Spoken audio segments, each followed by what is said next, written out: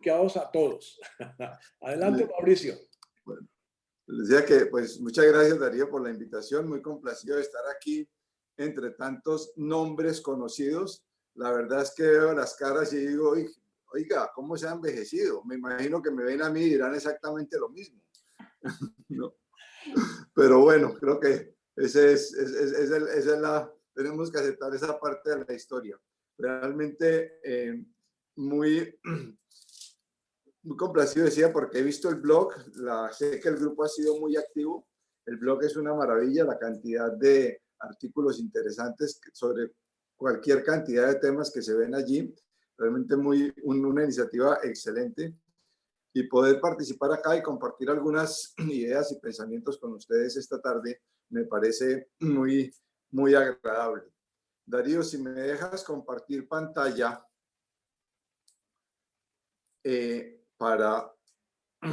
voy a usar una presentación en la diapositiva para ayudarnos.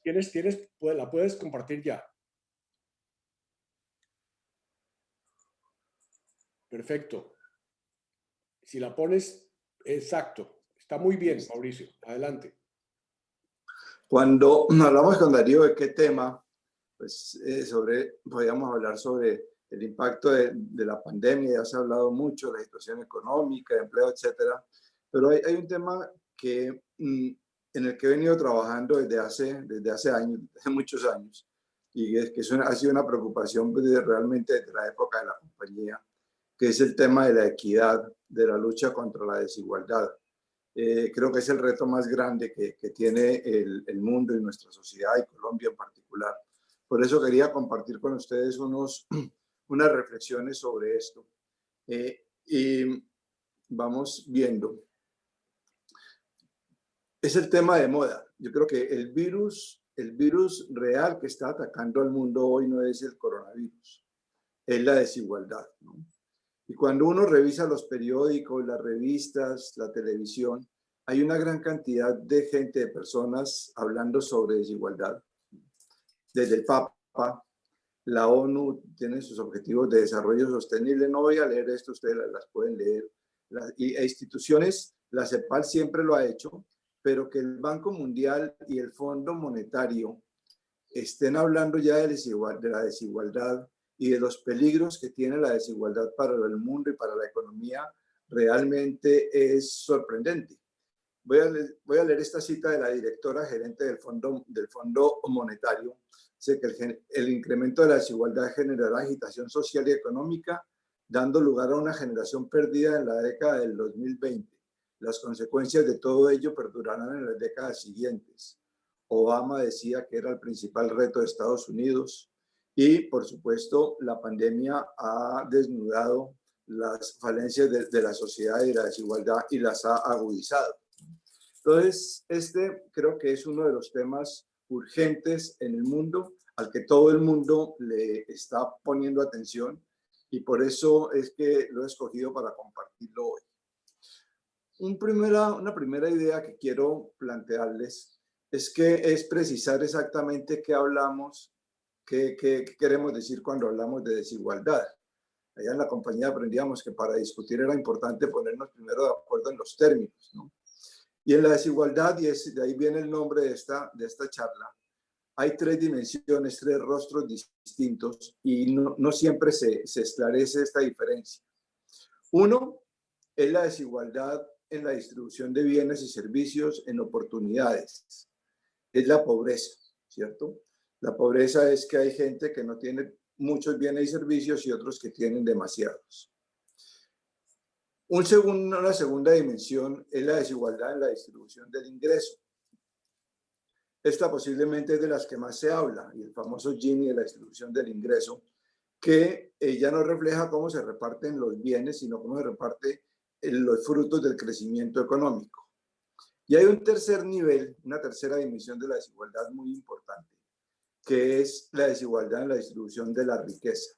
Son tres cosas muy interrelacionadas, tres niveles muy interrelacionados, pero diferentes, y hay que entenderlos muy bien cada uno, porque sobre cada uno de ellos hay acciones distintas que se pueden y que se deben tomar. La desigualdad en la distribución de la riqueza se refiere a la desigualdad en la propiedad de los activos, la acumulación originaria de los activos y los procesos de reproducción del capital. En todo el mundo desde hace rato se viene hablando de desigualdad. En Colombia, que yo recuerde, desde los primeros planes de desarrollo, pues en el de Kerry tal vez no se mencionaba, pero claramente desde el plan de desarrollo de Alfonso López llamaba para cerrar la brecha. Y de ahí en adelante todos los planes de desarrollo de todos los gobiernos han hablado de la necesidad de cerrar la brecha, de disminuir la desigualdad, pero desafortunadamente sin diferenciar entre estas tres dimensiones, y es muy confuso, ¿no? Unos hablaban de mejorar la igualdad de oportunidades, la mayoría, y de reducir la pobreza. La gran mayoría, pues López, Gaviria, Pastrana, Uribe, Duque, por supuesto, Santos, todos han hablado de disminuir la pobreza y mejorar la distribución de oportunidades. Solamente en los últimos años, en este siglo, ya se empezó a hablar de mejorar la distribución del ingreso. En el plan de desarrollo de Uribe II se habló de eso y Santos también lo incluyó. La distribución de la riqueza es un tema tabú, ya lo veremos ahora más adelante. Esa no se menciona en ningún plan de política de ningún gobierno colombiano. Y ahí posiblemente, de ahí se derivan muchos de los problemas que tenemos. ¿Por qué es importante hablar de desigualdad y sobre todo por qué es importante tratar de disminuirla? Es imposible llegar a la situación utópica de una sociedad igualitaria donde todos los hombres sean iguales y mujeres, porque pues no todos son iguales. El objetivo es disminuir las desigualdades. El primer punto es que la mala distribución del ingreso, de la riqueza, se ha convertido en un obstáculo para el crecimiento. Una gran cantidad de la última literatura económica de hace unos 15, 18 años está enfocada en esto. El Banco Mundial, autores famosos como Alesina, como Rodrik, y como les digo, el mismo Fondo Monetario en los últimos 2 años, de una manera sorprendente, están mostrando cómo la inequidad es un obstáculo para el crecimiento y cómo los países con menores desigualdades son más eficientes en disminuir la pobreza. Son una gran cantidad de razones las que explican por qué la inequidad se constituye en un obstáculo para el crecimiento. Primera, no permite el desarrollo del mercado interno. Si hay mucha gente que tiene muy poquitos ingresos y otros que tienen mucho, pues no van a poder comprar y las empresas no van a poder vender. No permite el desarrollo del mercado de capitales y los pobres no ahorran. Aunque estén bancarizados y no tienen capacidad de ahorrar, veremos algunas cifras sobre eso más adelante. Muy poquita gente tiene acceso al crédito. Marshall, hace más de un siglo, por allá en 1890, decía que la desigualdad limitaba la productividad y la eficiencia de los trabajadores, ¿no? Las posibilidades de capacitación, y fue muy claro en la crisis financiera del 2008 que ya salió claramente que el famoso 1% era una de las causas, la concentración de la riqueza en ese 1% fue una de las causas de la crisis. Es un círculo vicioso, ¿sí? La desigualdad frena el crecimiento. Al frenar el crecimiento disminuye los ingresos fiscales. Al disminuir los ingresos fiscales, los gobiernos tienen menos posibilidad de hacer gasto social, lo cual aumenta la desigualdad y empieza a girar la rueda como una espiral que se va retroalimentando, ¿sí? Pero no solamente es económico. La desigualdad también frena el crecimiento por razones políticas. Era la cita que leía de la directora gerente del Fondo Monetario, es eso. Crea tensiones en la sociedad, estimula prácticas corruptas, pauperiza a la clase media, disminuye la gobernabilidad, fomenta el clientelismo. Es decir, una cantidad de factores ya muy estudiados por los sociólogos que muestran cómo sociedades más desiguales son sociedades con más tensiones y estas mayores tensiones dificultan el crecimiento. Las protestas en Chile del año pasado, del antepasado, pues de finales del 19, las de Estados Unidos y en Europa en el 2008, son prácticamente y de una manera muy clara un rechazo de la sociedad y sobre todo de los jóvenes al incremento de la desigualdad. No al aumento de la pobreza, porque son países que han sido relativamente exitosos en disminuir la pobreza, pero han aumentado la desigualdad. La ONU lo dijo muy claramente en muchos documentos. La concentración de la riqueza del ingreso reduce la confianza en la política y en las instituciones. y es claro que el trust, la confianza en las instituciones es un elemento clave para el desarrollo. Todo esto nos lleva, y pensando en términos jesuíticos, en que reducir la desigualdad no solamente es un problema ético, no es porque todos los hombres somos hijos de Dios y todos debemos ser hermanos, por supuesto que sí, pero es un problema casi que por el propio interés. Ustedes recuerdan que Adam Smith decía que el capitalismo funcionaba porque cada uno estaba buscando su propio interés y que una mano invisible como que organizaba todo, ¿no? Aquí realmente lo que se ha visto es que es de interés de todo el mundo que se reduzca la desigualdad. Bueno. Ahora, todo el mundo lo está diciendo, pero lo dicen de distintas maneras. Las políticas neoliberales, a las que me voy a referir varias veces, los neoliberales también tienen corazoncito, a veces corazón grande, ¿sí? Y quieren reducir la pobreza, pero con un esquema muy extraño, ¿no? Es la famosa teoría del desarrollismo que se hizo popular en Colombia por allá en los 70s, donde primero hay que crecer la torta para después repartirla, basada en estudios de premio Nobel como Simón Kuznets, ¿sí? Entonces, ¿cuál es la estrategia? Hay que crear confianza. Confianza para ello es lo fundamental para que haya inversión. Y confianza se crea bajándole los impuestos a las empresas, ¿no? Así las empresas van a hacer inversión, va a crecer la economía, van a generar empleo y se va a reducir la pobreza, ¿no? Es lo que llaman el trickle down economics, la economía del derrame. En la medida en que todo crezca mucho la economía, las migajas se van a derramar de la copa. Otra metáfora que ponen mucho es la de la marea. Cuando la marea sube, todos los botes se elevan, ¿sí? El secretario de la ONU hizo una referencia a esta metáfora tal vez el año pasado, diciendo sí, todos los botes se elevan, pero es que algunos están en un yate, otros están en una chalupa y otros están agarrados de una tabla. Entonces la marea sube y es muy posible que algunos se ahoguen. Y además, esta historia llevan contándola años, siglos, y no se ha acabado la pobreza y no se ha reducido la desigualdad. De manera que hay algo falaz y que no funciona en este mito, este cuento de hadas del trickle down economics, de la economía del derrame, ¿sí?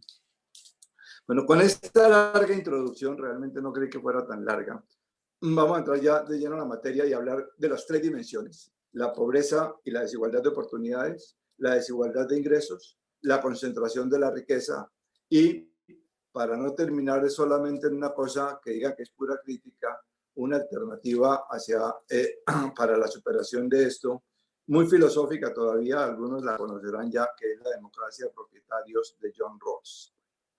Vamos entonces con la pobreza, con la pobreza. La verdad, y hay que reconocerlo, es que en todo el mundo y especialmente en América Latina hubo una reducción muy importante de la pobreza en los primeros 14, 15 años de este siglo. Este gráfico nos muestra en un artículo de José Antonio Campo. Él desarrolló una cosa que llama el índice de protección social, donde mezcla en un solo índice el acceso de la gente a pensiones, a salud, a educación, a vivienda, ¿cierto? Entonces, la línea azul, los puntos azules es cómo estaba este índice en el año 2002 y la línea roja es cómo estaban todos los países en el año 2011. Lo que es clarísimo es que hubo un movimiento hacia arriba y que hubo una mejoría en la distribución de oportunidades de acceso a los bienes básicos de casi todos los países latinoamericanos. Se empezó a fortalecer en Colombia una cosa que existía en Europa desde el año 50 del siglo pasado, el estado de bienestar. Un estado que regula, que corrige los excesos de mercado, que es un proveedor de bienes y servicios básicos, que dispensa subsidios monetarios, Bolsa Familia en Brasil, Familias en Acción en Colombia, en México también. Una ola de gobiernos progresistas, socialdemócratas, más interesados en esto, y una coyuntura favorable de crecimiento económico permitieron este avance. Otro indicador de este avance en Colombia ya es lo que se llama la pobreza multidimensional. Ustedes saben que hay dos medidas de pobreza. Uno es la pobreza multidimensional, que es el acceso a bienes y servicios básicos, vivienda, salud, educación, pensiones, etc. Y otro es la pobreza monetaria. La pobreza multidimensional es el acceso que son personas que no tienen las necesidades básicas satisfechas. Y ustedes ven el gráfico y es realmente impresionante el avance que tuvo Colombia entre el año 2010 y el año 2017. ¿Sí? Bajó del 30% al 17%. ¿Sí? En el 2018 cambió un poco la tendencia, pero realmente hoy hay en Colombia 5 millones de personas que ya han logrado acceder a las necesidades, a satisfacer sus necesidades básicas. Y esto, como decía, ha sido el objetivo de los gobiernos, de todos los gobiernos en las últimas décadas. Disminuir la pobreza, dar mayor acceso a salud, dar mayor acceso a educación. Una consecuencia muy clara de la Constitución del 91. El predominio, que es la definición que se hizo allí del Estado Social de Derecho, de los derechos económicos y sociales como un derecho que podían exigir los ciudadanos y que el Estado tenía la obligación que responder. Sin embargo, la tendencia desafortunadamente se quebró en el 2018, volvió a crecer antes de la pandemia, y la noche que llega y la pandemia que llega. Otra indicadores, lo que quiero mostrar es que realmente hemos avanzado mucho, y no es una cosa de decir estamos en la olla, no. La cobertura en salud y pensiones en salud ya tenemos una cobertura casi universal, el 97%, 90%, perdón. Hay problemas de calidad, etcétera, pero hay una cobertura casi universal, con problemas financieros grandísimos, y las EPS y sobre todo los hospitales muy quebrados, las EPS también. En pensiones sí todavía está muy, muy mal, aunque hay mejoría también, pero únicamente el 36% de la gente puede esperar tener pensión. Eso es muy poquito, muchos ancianos van a tener problemas. En educación lo mismo, ha habido aumento en todas las de preescolar, primaria, educación media y secundaria. Problemas de calidad, se ha enfatizado más la cantidad, pero ha habido avances, ¿sí? La gran pregunta es si estos avances han servido para que la gente mejore sus ingresos, y hay muchas dudas. Eso en cuanto a las necesidades básicas, pero también en la pobreza monetaria, en los ingresos que recibe la gente, ha habido avances tanto en América Latina como en Colombia.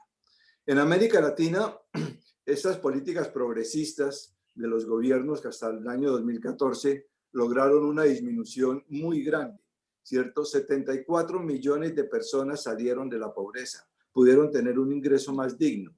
Esto es un éxito en cualquier parte del mundo.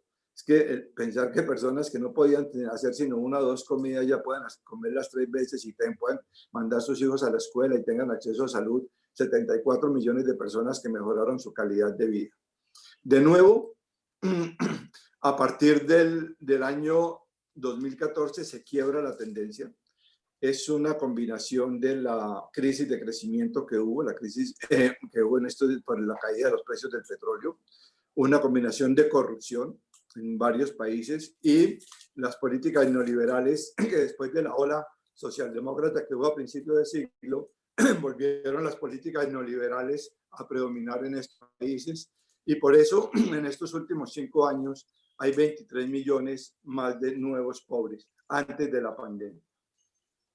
En la indigencia, que es la pobreza extrema, personas que tienen menos de $1 diario para sobrevivir, una tendencia idéntica, una gran disminución, todavía más grande, 69 millones de personas, pero en porcentajes se redujo casi a la mitad, del 12% al 7%, ¿sí?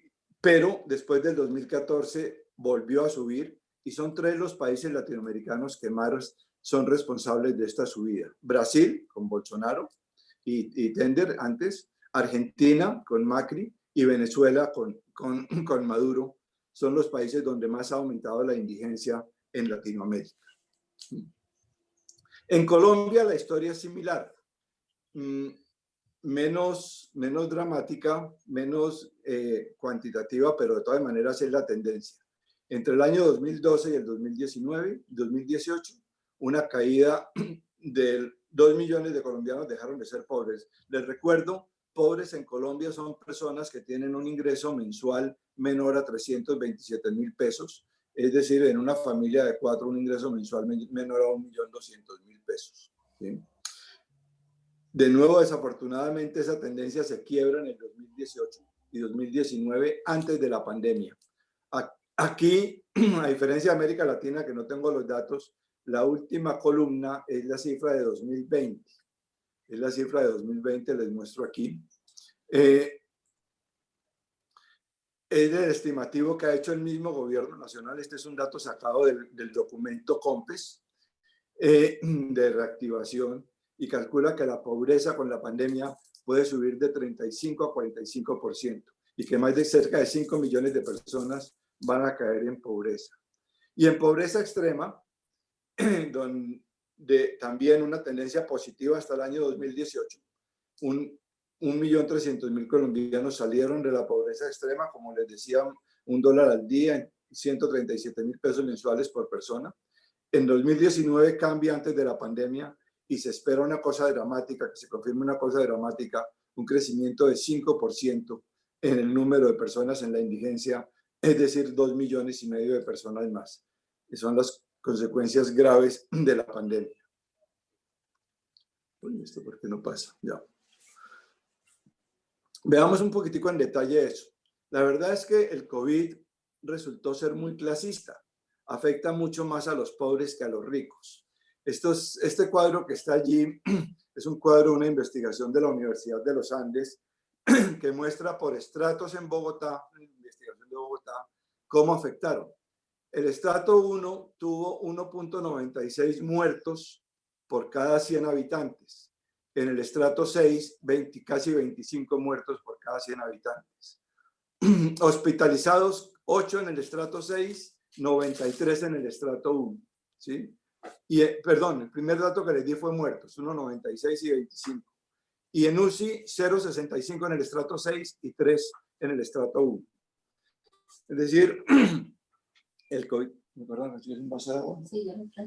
El COVID afectó mucho más a los pobres, y no es porque el COVID sea clasista, como decía antes, es porque las condiciones en que vivían los pobres eran peores y mucho más difícil, en hacinamiento, con menos defensas inmunológicas, con la necesidad urgente de salir a la calle a buscar ingresos para poder comer, sin poderse recluir ni confinar en la búsqueda de ingresos, ¿cierto?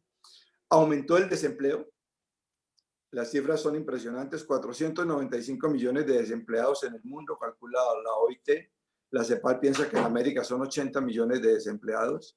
En Colombia en enero llegamos a un récord en los eneros de 17% de desempleo en todo el país y 19% en las grandes ciudades, con una desigualdad mayor entre hombres y mujeres. El desempleo en los hombres de 13% y en las mujeres de 22%. ¿Sí?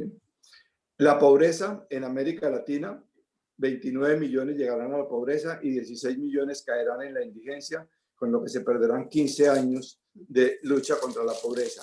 Y en Colombia, pues ya vimos las cifras, es decir, en una situación en que habíamos tenido avances muy grandes en la lucha contra la pobreza, frenados en los últimos 4 años, vino la pandemia y acabó con esto y nos hizo retroceder 15, 20 años, volviendo a una situación de mucha mayor pobreza que la que había hace una década. Bueno, la desigualdad de ingresos, la segunda dimensión de la desigualdad. Este ya no tiene que ver qué tantos bienes y servicios recibe la gente, sino qué tantos ingresos. La diferencia es importante porque precisamente por el fortalecimiento poco, pero que se hizo del estado de bienestar en Latinoamérica, la gente empezó a recibir muchos bienes y servicios sin necesidad de tener ingresos.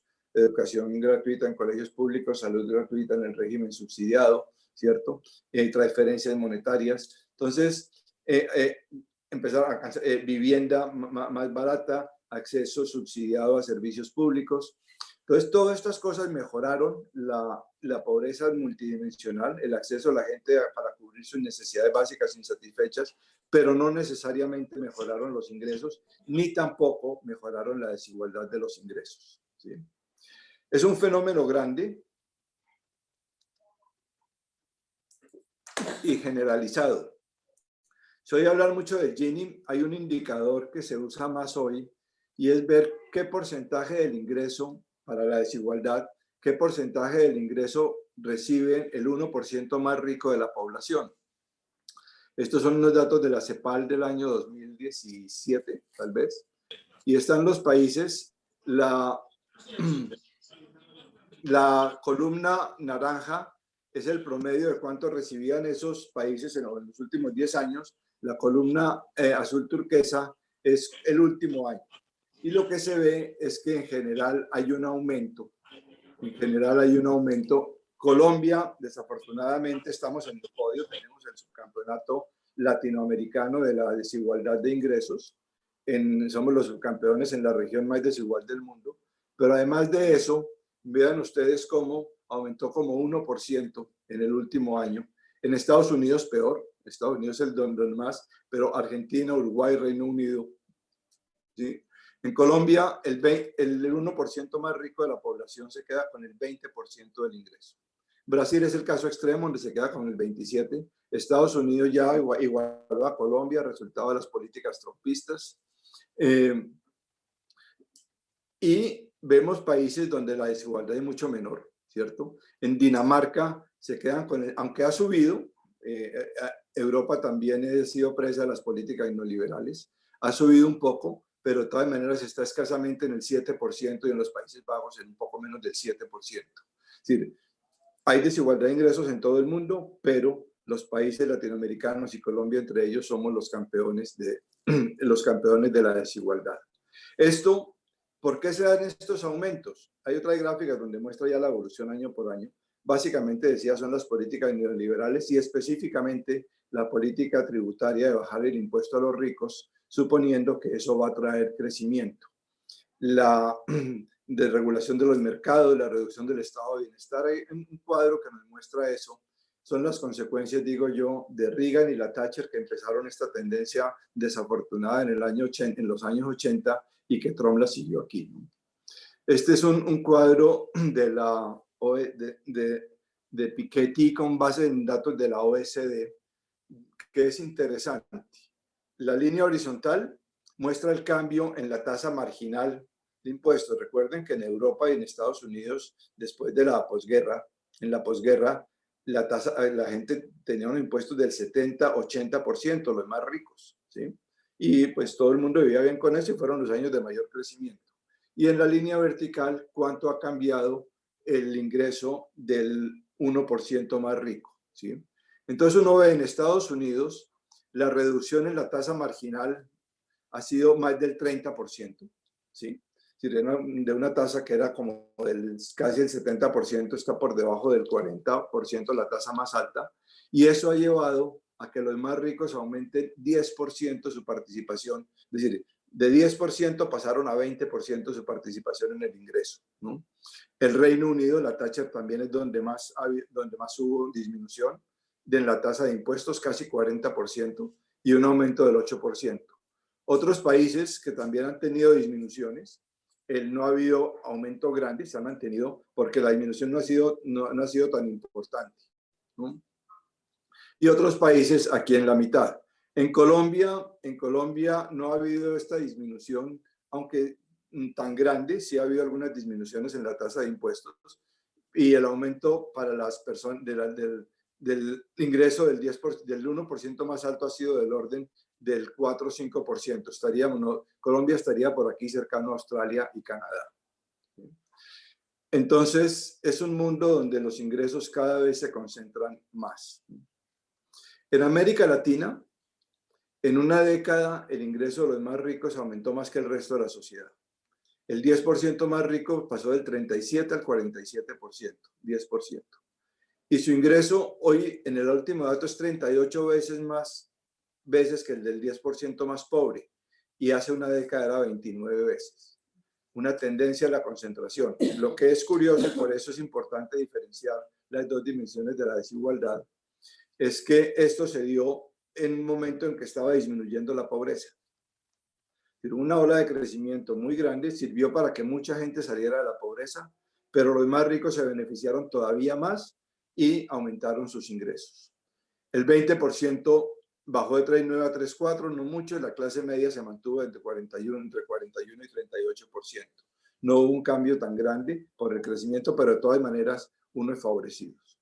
En Colombia los ricos se llevan una tajada mucho más grande. Estos son los datos de la última encuesta se llama NPH, la Encuesta Nacional de Presupuesto de los Hogares, son datos del 2017, esta encuesta se hace cada 10 años, y después hacen extrapolaciones.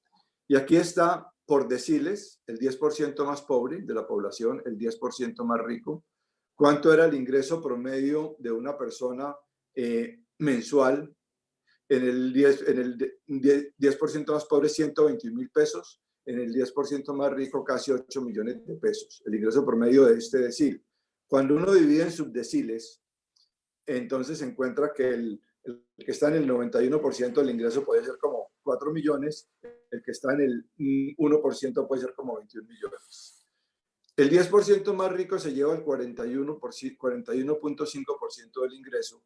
El 10% más pobre, el 0,6%. ¿Sí? Recuerden los datos de América Latina, ¿cierto? Era el 47,1 y el 10% más rico era 38 veces. En Colombia es 66 veces. ¿Sí? El 10% más rico de la población tiene 66 veces el ingreso que recibe el 10% más pobre. ¿Sí? Y los súper ricos, ya lo dijimos, el 1%, concentran el 20,5% del ingreso nacional. Es decir, hay un 9% que se queda con el otro 20% para completar este 41%. Es una situación de concentración del ingreso que clama al cielo, como diríamos en otras épocas.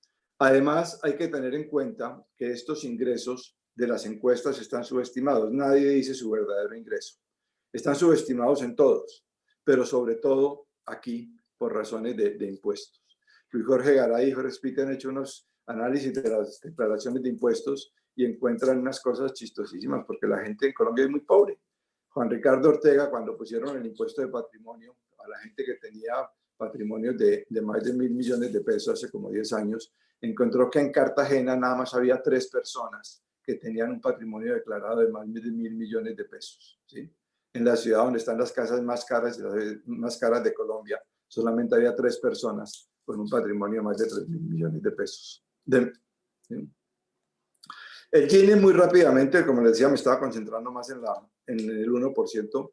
El Gini en Colombia es un reflejo de lo que pasó. Entre el año 2009 y el año 2017, una disminución importante del Gini.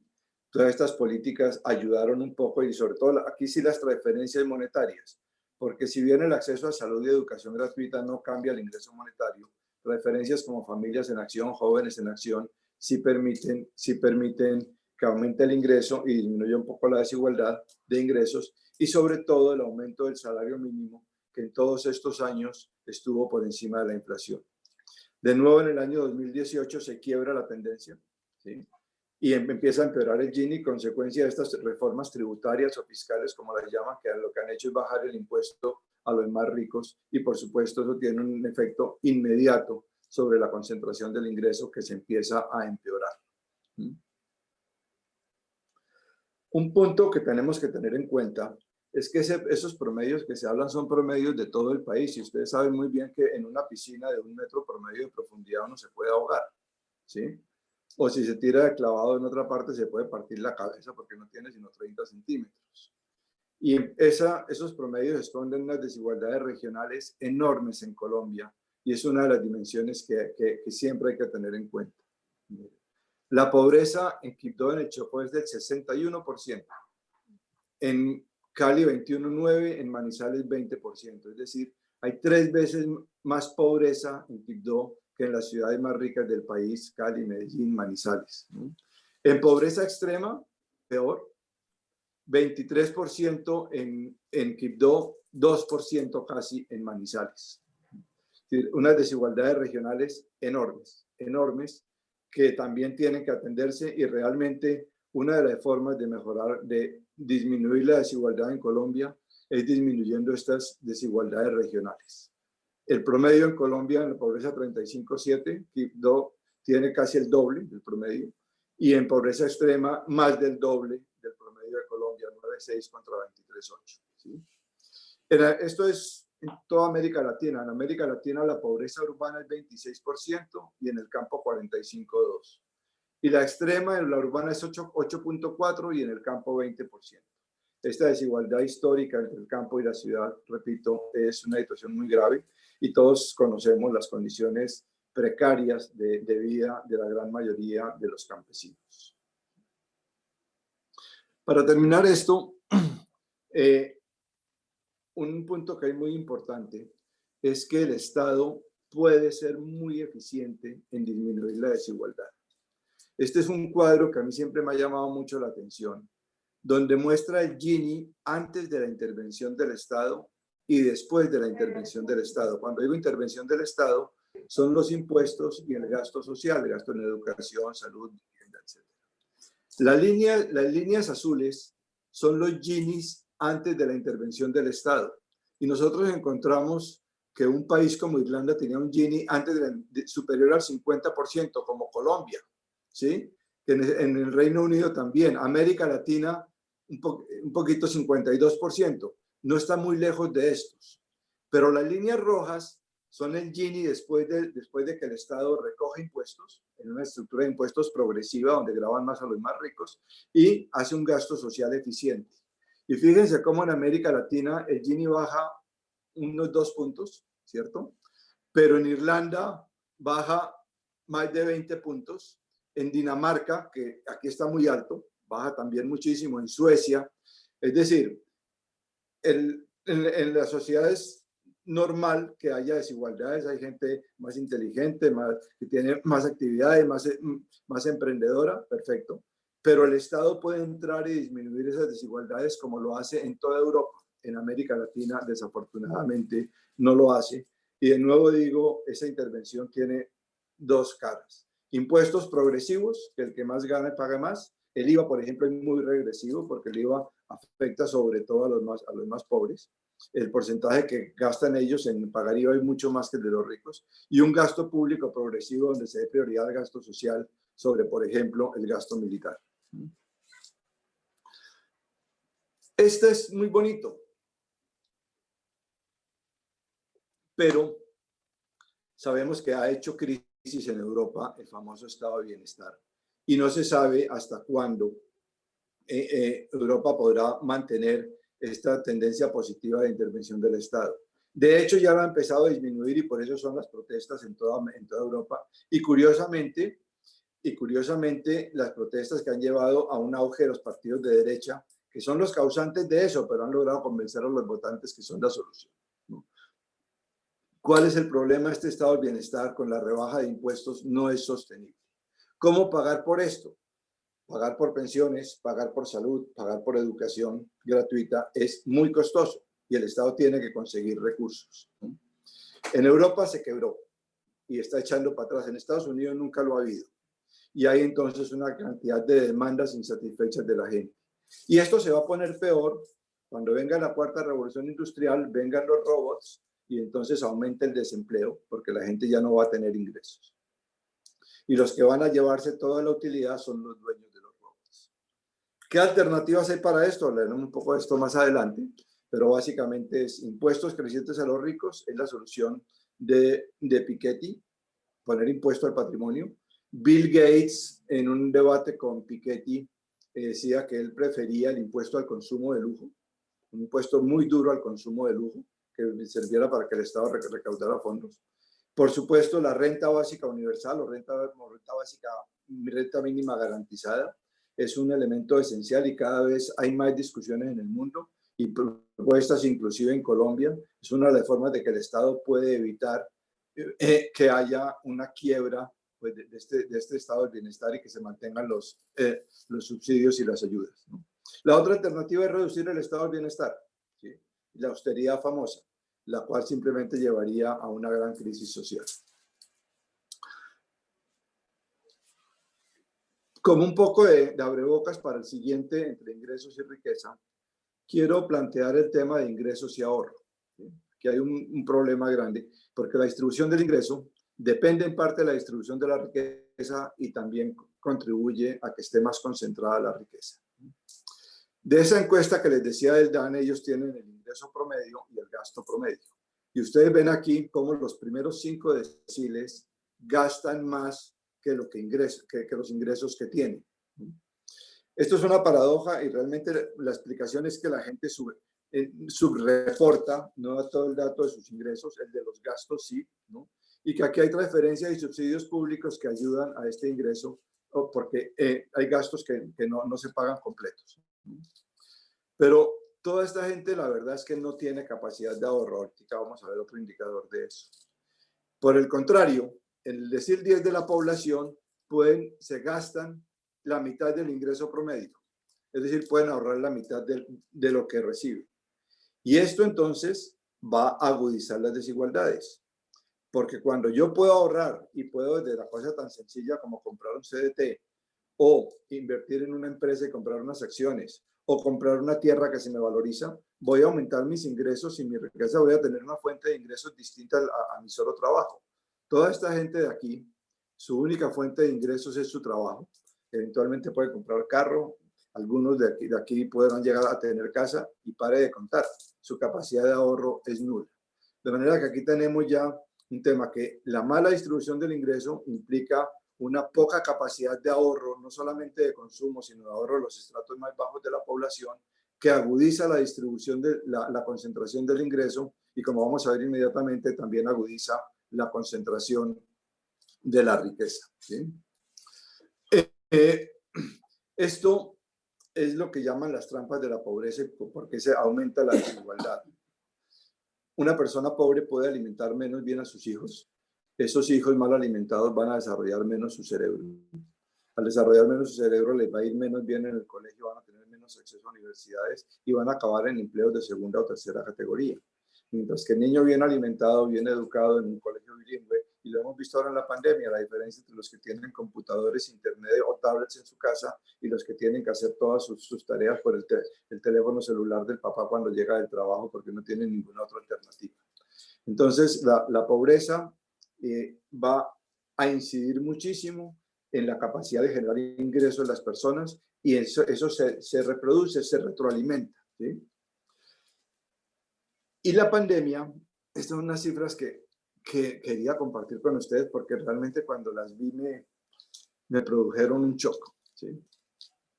La pandemia ha agudizado todo eso. Miren, en esta encuesta el DANE le pregunta a la gente cuántas comidas está haciendo usted al día, ahora, y cuántas hacía antes. Y resulta que 3 comidas está haciendo nada más las 2/3 partes de la gente, de los hogares. 1/3 parte de los hogares, bueno, que hagan menos de 1,05. Una comida del 2.4% de los hogares y 2 comidas casi el 30%. La tercera parte de los hogares de Colombia no está comiendo sino 2 veces al día o menos. Eso es hambre, eso es física hambre. Esto es consecuencia de la pandemia y pandemia que llegó a un país muy desigual y lo que ha hecho, no ha creado las desigualdades, pero las ha agudizado. ¿Sí? También le pregunta, y a propósito de esta posibilidad de ingresos y ahorros, ¿qué posibilidad tiene de comprar cosas contra las que tenía hace 12 meses? Y le pregunta específicamente por electrodomésticos y por ropa y alimentos. El 86% de la gente tiene menos posibilidades hoy en día de comprar electrodomésticos y el 70% menos posibilidades de comprar ropa y alimentos, porque se quedaron sin ingresos. ¿No? Les pregunta sobre la posibilidad de comprar activos fijos y ahorrar. Automóvil, 97.6% no piensa que pueda tener capacidad de comprar automóvil en el próximo año.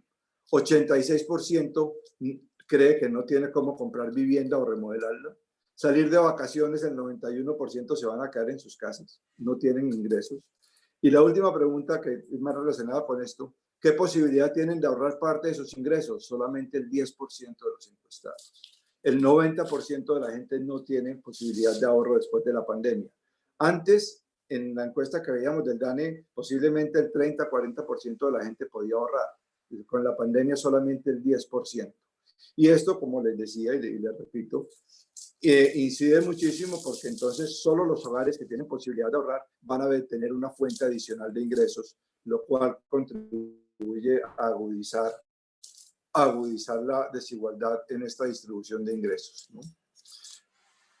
Y el otro punto, y con esto ya pasamos a lo de la riqueza, es lo que llamo ya la aritmética de la desigualdad, de la reproducción ampliada de la desigualdad. Supongamos que lo que vimos en las 2 últimas diapositivas no existe y que la gente mantiene sus ingresos. ¿Sí? Entonces, un ejemplo aritmético. El decirle uno tenía 10.000 de ingreso y le subió 30%. a 13.000. Estoy poniendo una situación súper optimista, que el decil 1 le sube más el ingreso que el decil 10. ¿Sí? No ha pasado, pero entonces este le subió 25%. ¿Sí? La diferencia, una mejora del 3.9, pero en pesos, como la gente no vive de porcentajes, sino vive de pesos, la diferencia aquí era 390.000 y aquí 507.000. O sea que la diferencia se aumentó en 117.000. Y estos 117.000 para el decil 10 son una posibilidad de ahorrar todavía más, porque no se lo van a consumir o muy poquito, o comprar más activos, comprar más acciones o comprar más tierra, ¿cierto? Entonces hay una dinámica de reproducción ampliada de la desigualdad a partir de eso, que es la que Piketty llama cuando dice que el crecimiento de la economía, el R es mayor, perdón, que el crecimiento de las utilidades es mayor que el crecimiento de la economía. Cuando uno ve los balances de las empresas, se encuentra que la rentabilidad de las empresas fluctúa del 10% para arriba y que el salario mínimo crece un punto por encima de la inflación. Esto es una reproducción ampliada de la desigualdad de ingresos que va a estar aumentando los grados. Por eso, y ahí ya quería llegar, no solamente hay que hacer como han empezado a hacer los planes de desarrollo en Colombia, a fijarse en la distribución del ingreso, sino que es necesario mirar también la distribución de la riqueza. Hay que distribuir la riqueza, que son activos financieros, tierra, capital humano. ¿Cuál es la situación aquí en Colombia y en el mundo de la concentración de la riqueza? Impresionante, impresionante. Hay un reporte de Oxfam. Oxfam es una ONG inglesa sobre la riqueza en el mundo, a la que tachan de que es castrochavista, comunista, todo eso. Lo que no se dice mucho es que Oxfam saca un reporte anual de la riqueza que está basado en una cosa que se llama el Global Wealth Report, el reporte mundial global de la riqueza, que lo produce nada más y nada menos que el Credit Suisse, uno de los bancos más grandes de Suiza. ¿Sí? De ahí es donde saca el Oxfam todos sus datos, o sea que no son datos inventados, son datos de los que le manejan la plata a los ricos, ¿cierto? Y miren unos cuantos datos. 48 millones de personas tienen el 45% de la riqueza mundial. ¿Sí? 26 personas tienen la misma riqueza que 3.800 millones de personas, el 50% de la población. En el 2010 estas 26 eran 388, se ha ido concentrando cada vez más. Los Bezos, Bill Gates, Zuckerberg, todos estos cada vez son más ricos y concentran más riqueza.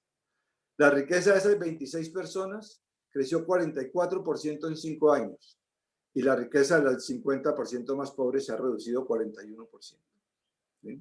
Es una situación realmente obscena. ¿Sí? Uy, se me fue muy para adelante. En Estados Unidos, la señora Yellen, actual secretaria del Tesoro de los Estados Unidos, publicó cuando era directora del Federal Reserve, la gerente del Federal Reserve del Banco Central de Nueva York, un estudio donde mostraba también unas cifras impresionantes. Las 6 familias más ricas de Estados Unidos pasaron del 54 al 61% del total de la riqueza.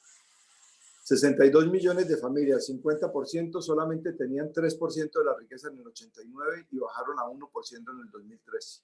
5 millones de familias no tienen ningún activo ni riqueza. Es decir, la concentración de la riqueza en el mundo es todavía peor que la concentración del ingreso. Y ahí sí los estados hacen muy poquito para redistribuir. Esta pirámide de la riqueza es del Credit Suisse. El que le interese el dato, y le puedo mandar el link de los estudios, saca un estudio al año del Global Wealth Report y este es sacado de esos y muestra cómo 0,7% de la población, ¿cierto?, tenía el 45.6% de la riqueza. Y aquí el más bajo, el 50%, el 73% de la población, la base de la pirámide, tenía el 2.4% de la riqueza. ¿Sí? Realmente esta pirámide habría que pintarla mucho más bajita y más achatada, ¿no? Es decir, la base mucho más grande y el tope más chiquito, pero con más riqueza. Eso pues es que casi que no hay palabras para comentarlo ni para decirlo. Lo único es que toda cosa mala puede empeorar y la tendencia es a empeorar. Por el populismo de derecha que ha bajado los impuestos a los ricos en todas partes. En Estados Unidos se espera que con las rebajas de Trump esta concentración se agudice todavía más.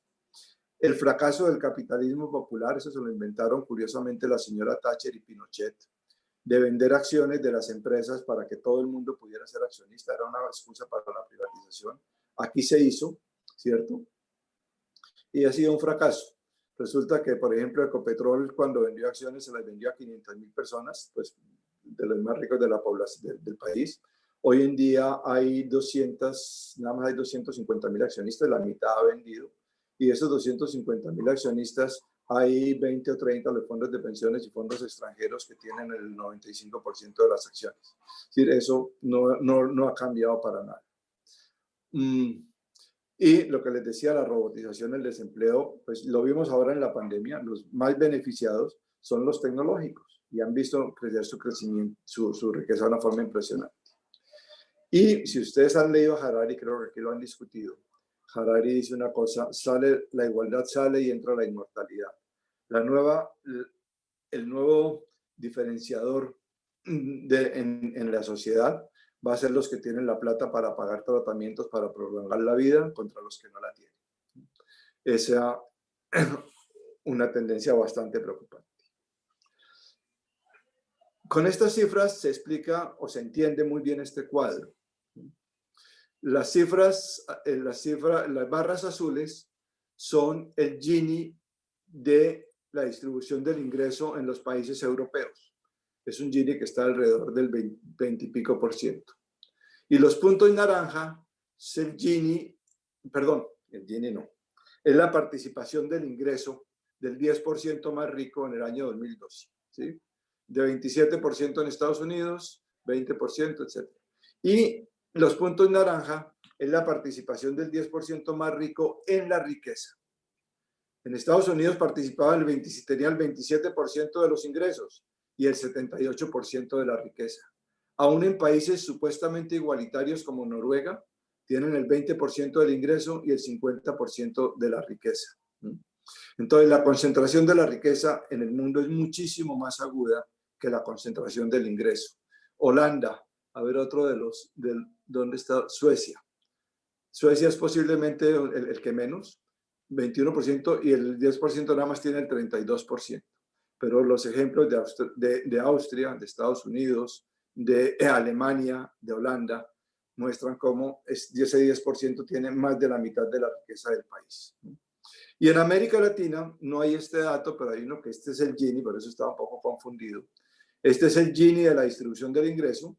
Colombia, decíamos que tenía el subcampeonato, Brasil el primero, 54.8, 53. Recuerden que el Gini, entre más cercano a 1, hay más concentración, entre más cercano a 0, hay mejor distribución. El país que mejor distribución tiene en América Latina es Uruguay, 0.37, del ingreso.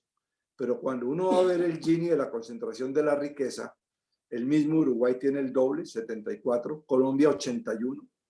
Uno Gini de 81 es realmente que está todo en muy poquitas manos, en las 20 familias.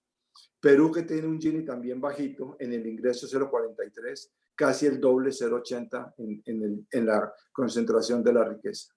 Entonces, el mensaje que quiero que quede muy claro es que este tema de la concentración de la riqueza o de la distribución de la riqueza, que es algo del que nunca se habla en la política ni en los planes de desarrollo, es un problema muchísimo más grave que el de la distribución del ingreso en todo el mundo.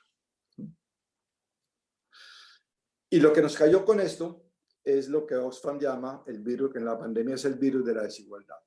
Las cifras son impresionantes, ha habido muchas noticias entre lo que le ha crecido la fortuna a los milmillonarios, llama Oxfam, ¿no? En el año les creció casi 4 billones de dólares, es decir, 4 millones de dólares, ¿no?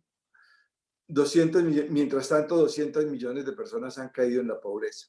La riqueza de estas personas es 12 billones de dólares, que es prácticamente la mitad del PIB de Estados Unidos, ¿no? Unas cosas del último informe de Oxfam, una gráfica donde dice, en solo 9 meses las 1.000 mayores fortunas del mundo han recuperado su nivel de riqueza previo a la pandemia.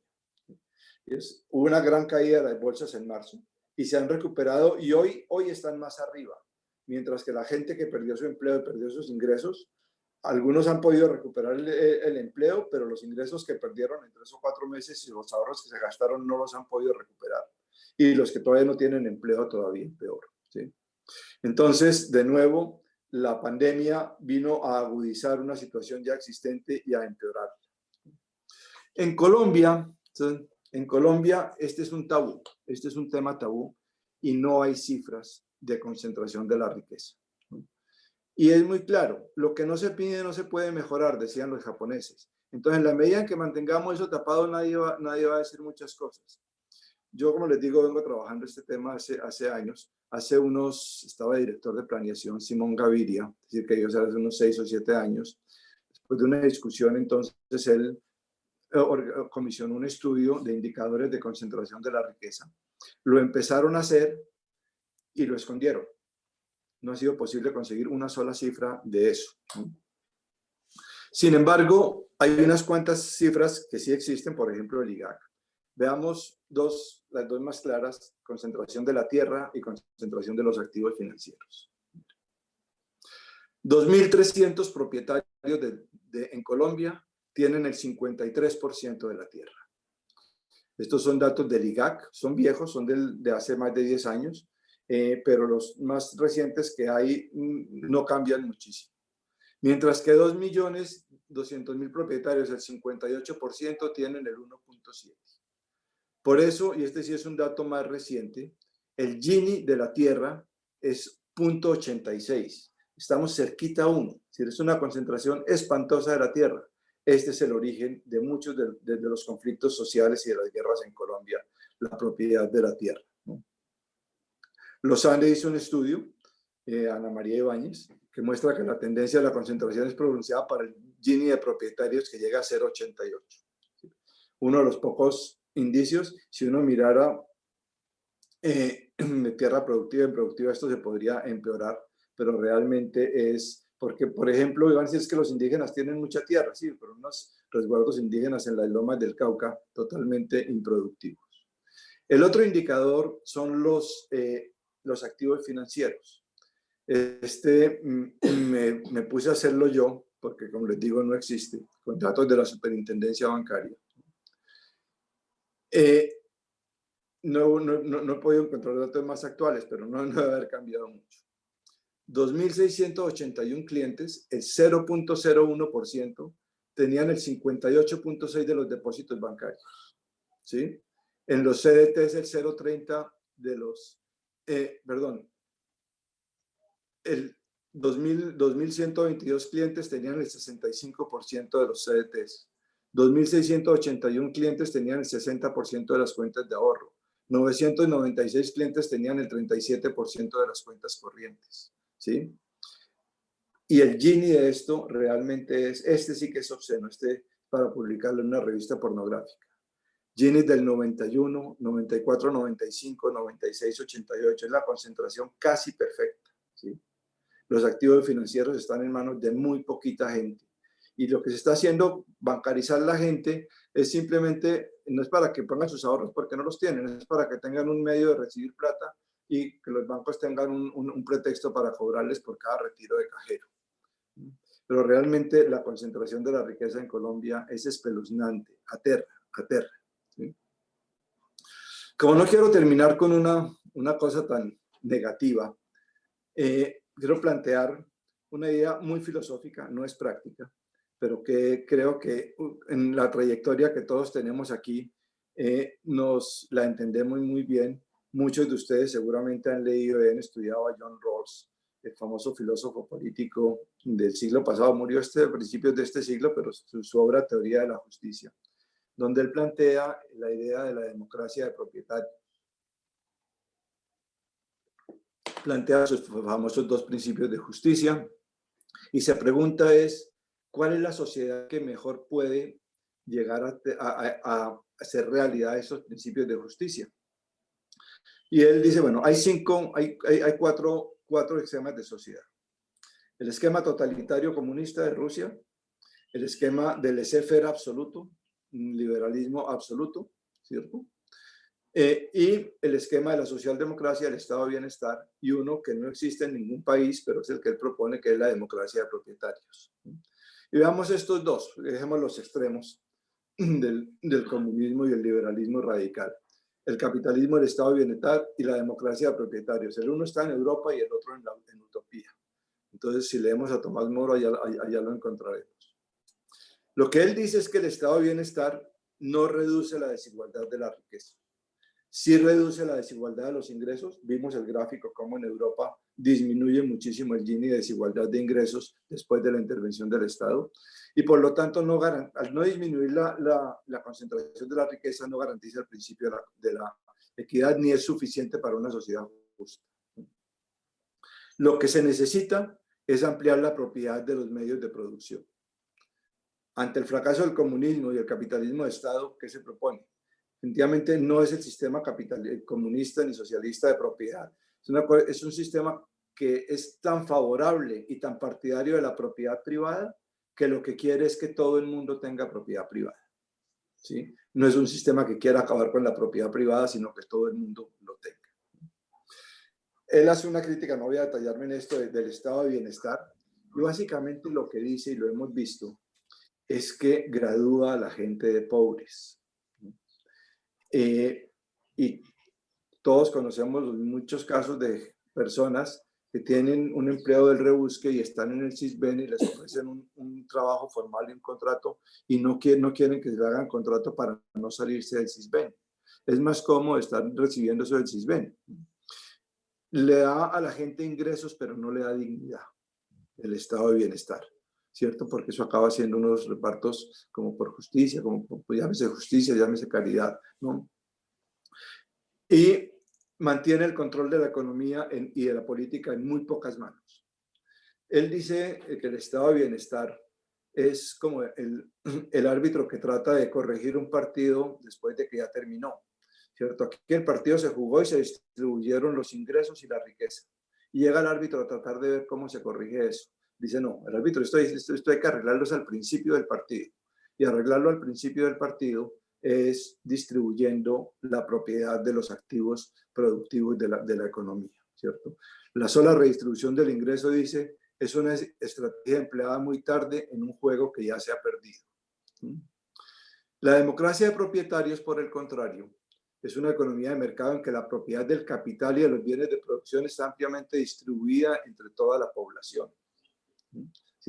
La propiedad privada para todos. Aquí el tema de la renta, hay esquemas como, por ejemplo, bonos, que le regalen a cada niño cuando nace un bono que le va a permitir tener un patrimonio a lo largo de su vida, ¿no?